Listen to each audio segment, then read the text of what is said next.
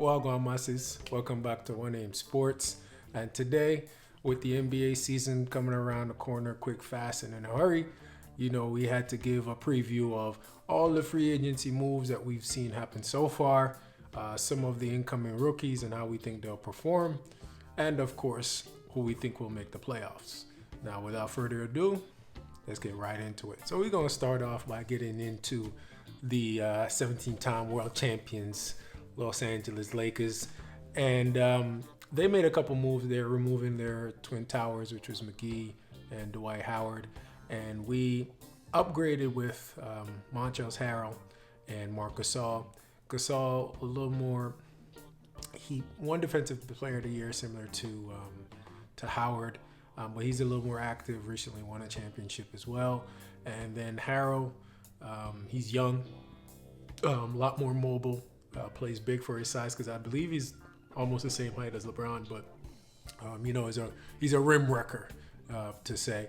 And then we got Danny Green out of there, after all the misses in the playoffs. Listen, I appreciate his defense. That's all I'll say.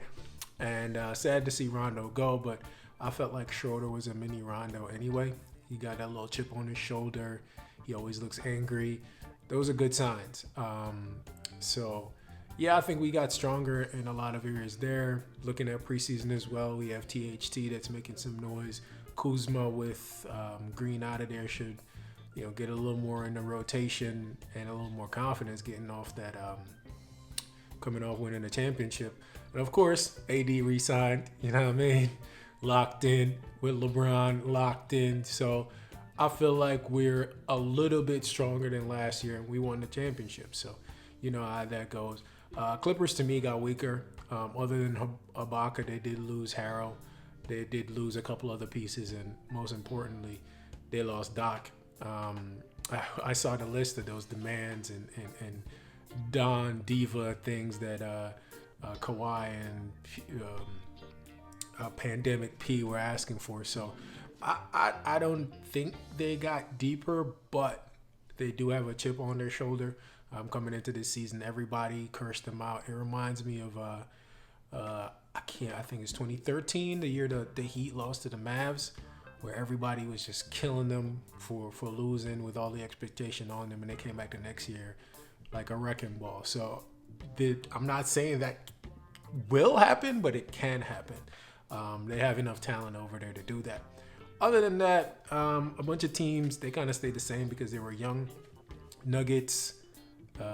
Actually, the order I'm going in is the order I've pretty much had the playoffs. So, Lakers, Clippers, Nuggets stayed about the same. They didn't really need to do anything. They have young players that are coming through.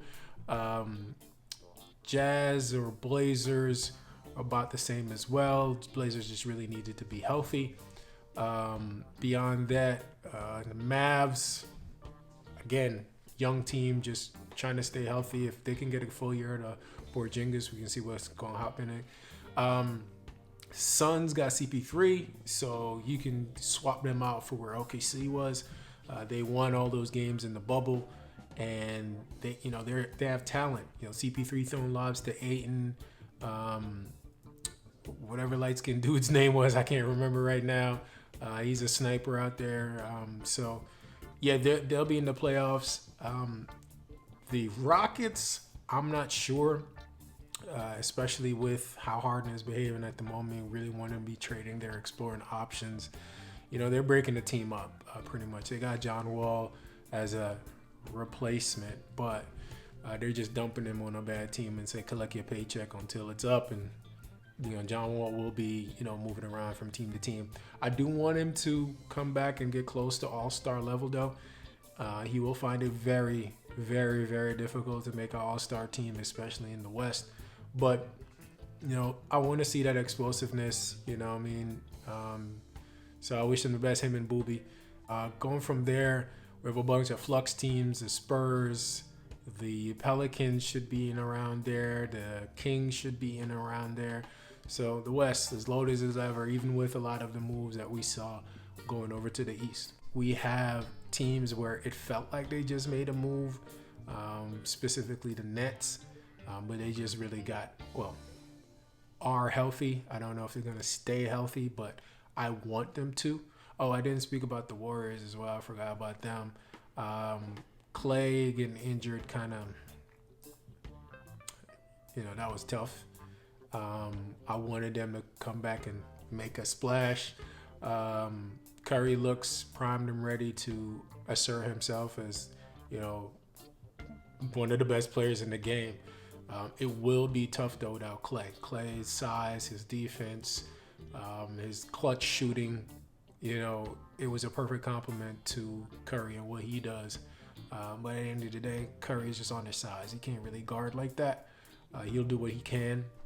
Oubre is okay. Don't expect much from Wiggins. I feel like he's going to be trade bait. Green, he should be back this year now that, he's with his boys again. And a lot of the players that were there with Green last year, with, their terrible record, they should have gained some confidence. So they'll be able to know what to do when they get the ball. Let's put it like that. But hopefully for winning. I do have the Warriors coming 6th. And as I mentioned, maybe the Rockets, maybe the Suns or something like that to round it out. Back to the East. Sorry about that. In the East, I have the Nets second. I have Giannis and Antetokounmpo's, his group of backup singers. I have them coming first again. Giannis, he's a freak. That's his nickname. Nets coming second. Wouldn't surprise me if they came first, though. I'd say make an immediate swap for them with the Raptors, who were, I think, overachieving last year. Third, I have the Celtics. Fourth, I'll go with the 76ers. 76ers, Celtics are really, really deep. Hayward now out of the picture. It's just a tighter rotation. They had some younger players on the bench as well, along with Tatum. And the starters that they already had that were kind of, the rotation was a little off because you were paying this guy so much money, but now he's out of there. His team, I do expect to make the playoffs, but more on that later. So Celtics third. A lot of growth I expect from the core of the Celtics this year. 76ers, I expect them to come fourth. Just good coaching. I think Doc will be able to assert himself a little bit more on the 76ers than he was with Kawhi and Pandemic P. So he's going to instill that winner mentality. Hey, this is what I did in Boston, and this is what y'all need to do in order to make it back to where they were, which was one shot away from the NBA Finals.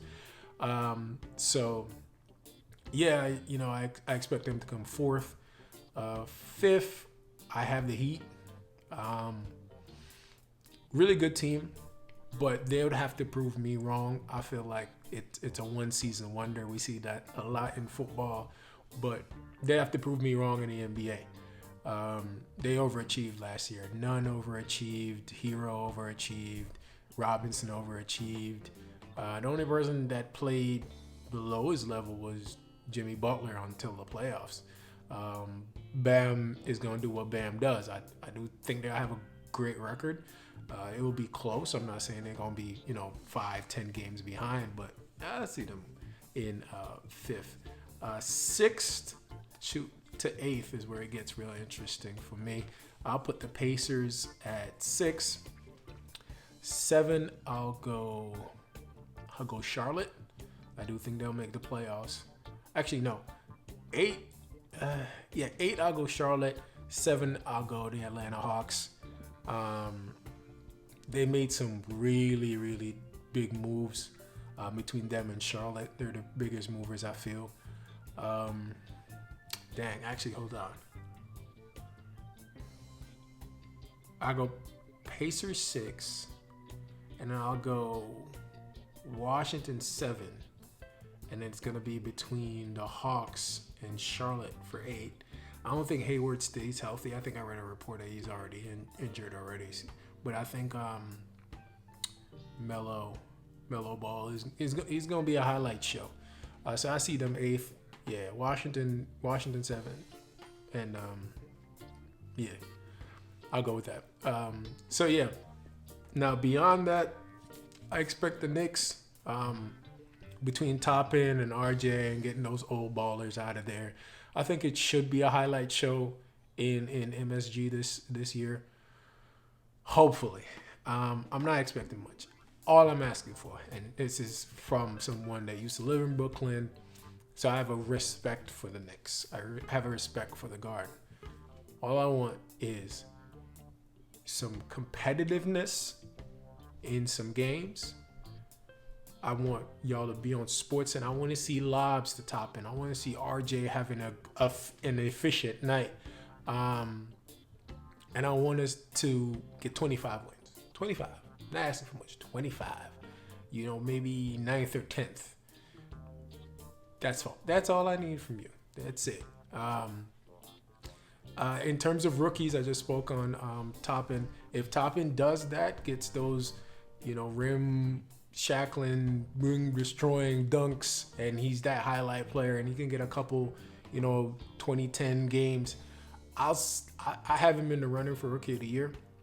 I was looking at Anthony Edwards. His situation is not the best. He's over there with D'Angelo and Cat. I don't see him getting much of the ball. I'm not going to lie to you. I feel like he's undersized as a shooting guard. So I don't see him really in the running for Rookie of the Year unless there's something that I didn't see. But the whole college season last year was a lot shorter than anybody expected. Ball will see a lot of the ball because he will be the starting point guard for Charlotte. So I see him doing his thing there, and it's between him and Toppin for me. Wiseman again I feel like he's just not in the system, and being a rookie, Looney will get more game than him, and he'll kind of ease in, especially because of how Kerr and Curry play. It's a lot of shooting. He'll be collecting rebounds, but Toppin, I feel like, will be a major part of the offense for the Knicks, and trust and believe the Knicks need it. It's still the most, I think they're still worth either first or second or third or something like that. They're in the top 5 of most profitable franchises in the NBA. So the votes will be there if he just provides some highlights. And it's not hard. You sell out every night. You just need somebody that's going to be dunking, and people will talk about it, and ESPN will show it. And once the media gets behind you, Rookie of the Year. So that's who I got. The Knicks should have something to celebrate because they ain't making the playoffs. Let's get that out the way. But yeah, they should have something to celebrate next year. But let me know your thoughts below. Who do you think is making the playoffs? Who isn't? Maybe I got my order wrong. Just drop in the comment section below. I'm always there, as you know. If not, you can catch me on the Instagram page. We'll be over there talking football, F1, cricket, everything. That's the best place to see me. Catch me every day. Beyond that, Rookie of the Year. If you don't think it's Toppin, let me know who you think. Maybe it's a sleeper. I'm only sticking with those 4 because those are the major ones I know. I'm not really too familiar with everybody else. But yeah, drop it in the comment section below. Please like, subscribe, and share. And again, this is What Aim Sports. Peace.